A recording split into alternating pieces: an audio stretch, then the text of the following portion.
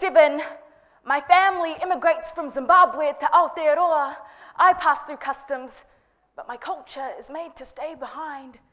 In the classroom, I am afraid my tongue will beat back to its African rhythm, be concussed by fear, have amnesia, turn all its memories to dust. Yesterday I was African, today I am lost.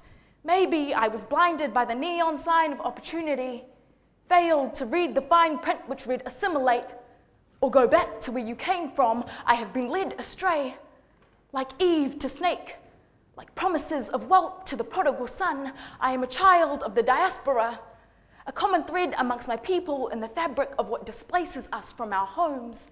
Sometimes it is by choice, most often it is not. To be a child of the diaspora is to battle two tongues, be forced to trade one for the other, so much so that my articulation of the English language now tastes like the unbirthing of my country. When I travel back to Zimbabwe to reconnect with my roots, I feel I am a jigsaw piece of the wrong puzzle.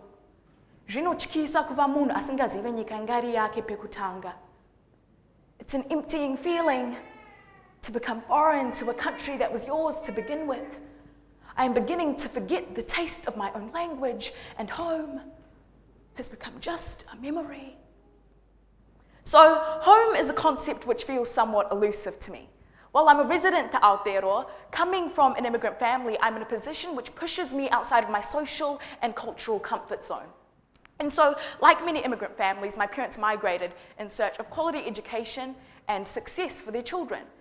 And when I reflect upon how race affected me through all of that, I realized that at some point I began to believe that in order to attain those aspirations which my parents desired for me, I had to assimilate and assume the values and behaviors of New Zealand culture, and therefore neglect my own, which were inherent to me as a Black Zimbabwean. And unfortunately, that's a common mindset shift of many ethnic minorities. And I believe the power to re-empower those marginalized communities lies in the hands of our educational institutions. And I'll provide you with an explanation. In New Zealand, Māori students are falling behind on every measure of educational outcome. Secondary school level retention rate, school leavers achieving NCA level 2, and the rate of youth involved in education or employment.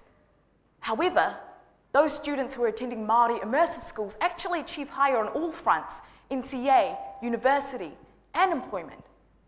It's clear that systemic bias and the enduring legacy of colonization is behind this ongoing disadvantage of Māori people. And it is an obvious and reoccurring issue that students who belong to minority groups tend to feel as though they don't belong in an educational context because there are lower expectations of them. In such a multicultural society, never has it been more vital that our educational institutions place an emphasis on history, culture, and language.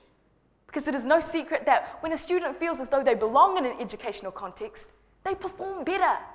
And I truly believe we can eradicate these educational inequalities if we cultivate culturally flexible minds and provide all students with the assurance that they have both the responsibility and the right to be there.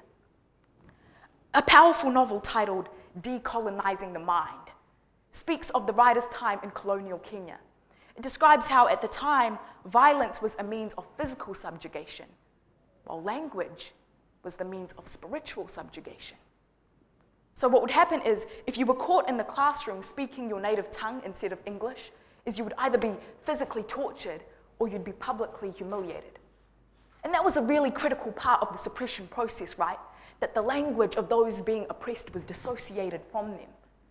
And what's particularly frightening to me about that is I see these same kinds of patterns echoing in today's society, particularly amongst our Māori community as they have to live in fear of what will become of their home when it loses its language completely.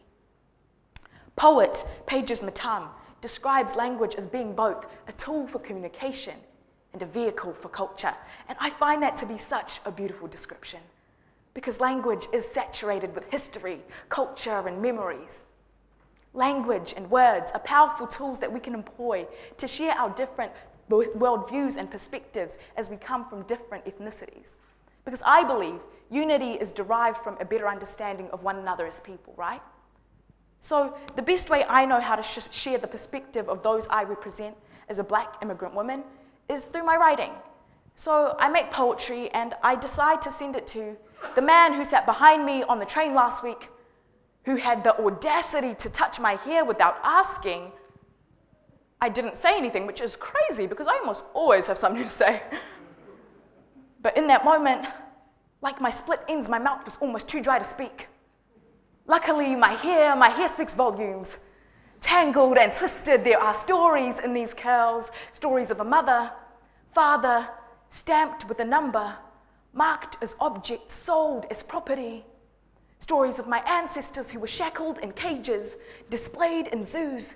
The same way you stroke me like an exhibit in a petting zoo, it's twisted and it's tangled, but there are stories in these curls, a beautiful position of my history's oppression.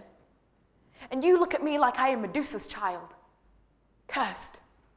I'm making everyone blind to my self-worth, and for years I tried to strip myself of this curse with the potion of chemicals, despite the burn of sodium hydroxide on my scalp, the smell of burning flesh which filled the room, I was hypnotized at the prospect of having straight hair cascade this broken body of insecurity, hoping to put myself back together with glued-in weave tracks, causing receding hairlines as I mentally recede back in time to a time of my ancestors' inferiority, to a time of no authority, forever believing that I was the target minority. And you can't tell me to tame this mane because in fact you are the lion. And in this jungle where racism runs wild, I am your prey, you are my predator, devouring my history, leaving me so raw that my own flesh builds a grave for me to lie in. I'm buried deep in my roots.